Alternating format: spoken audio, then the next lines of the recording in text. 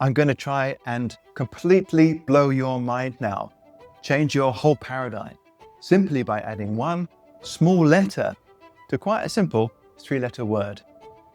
Now, we've been told for centuries something that everybody has believed to be true. We've taken it for granted.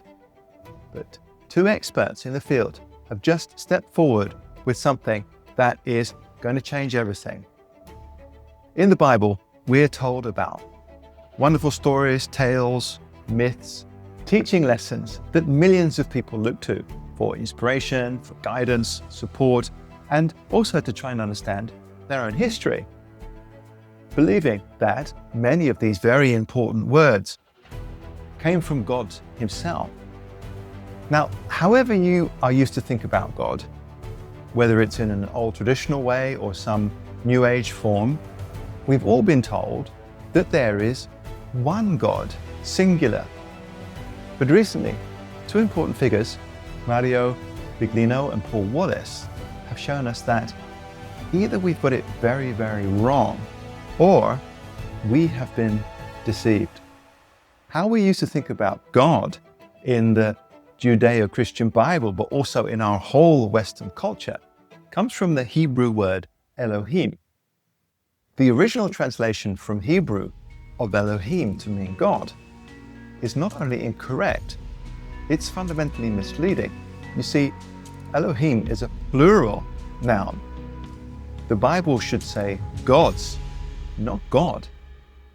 Let that sink in for a moment. Now, Mauro Biglino, he's not just any old Bible scholar.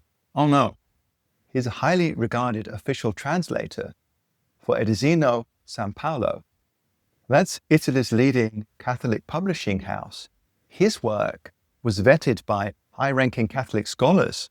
It was used as a literal reference tool in Catholic seminars and universities.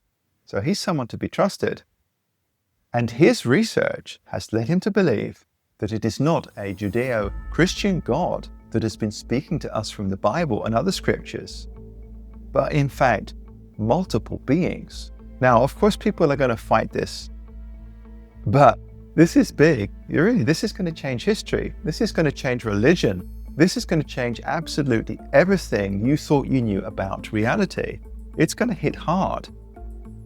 Elohim, its singular meaning and that grammar have been built into the Hebrew Bible itself from the earliest stages of its composition. And of course, that is connected in so many ways with a large portion of our culture and history. But it's been a cover story. Now, if you're a Christian, this is going to challenge you. But you could also be somewhat agnostic and say, well, what real difference does any of this make to me? There's a war on right now.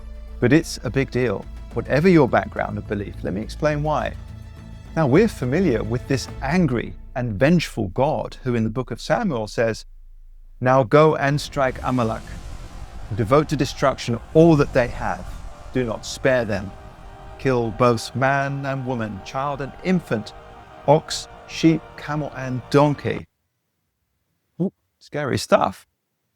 But now compare that with Matthew, where Jesus says, "You have heard that it was said, love your neighbor and hate your enemy. But I tell you, love your enemies and pray for those who persecute you, that you may be children of your Father in heaven." Now, trying to reconcile these 2 very different gods is going to give you whiplash. It's impossible. Only when you understand that the gods of the Old Testament are not the loving Father that Jesus spoke of. They are 2 different beings in every possible way. The deeper analysis done by Mauro Biglino and Paul Wallis have led them to believe that the Elohim of the Bible are in fact the Anunnaki of Sumerian mythology. They were actual beings that once walked the earth. And they had what would have seemed then godlike powers. They were tyrannical and very, very scary. So this emerging information really could change everything that we've understood about human history and our real timeline. Researchers like Graham Hancock have been showing us that human history goes way further back than we originally thought. Stuff keeps getting older, he says. And we had a deeper and far more intelligent and sophisticated understanding of not only our planet, but also our place in the entire cosmos.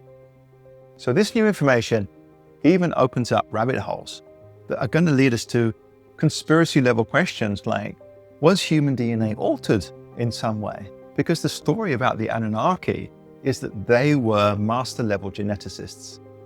And that's pretty damn interesting because there are some core problems with our current history and understanding of our own genomes, especially when we try and match it with classic evolution theory. We found out recently, great apes have 24 pairs of chromosomes, while human beings, you and me, only have 23 pairs.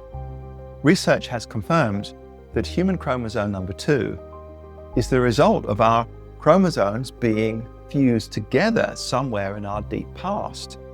And that's rather peculiar. Now, was this a deliberate genetic edit performed by engineers mentioned in ancient myths?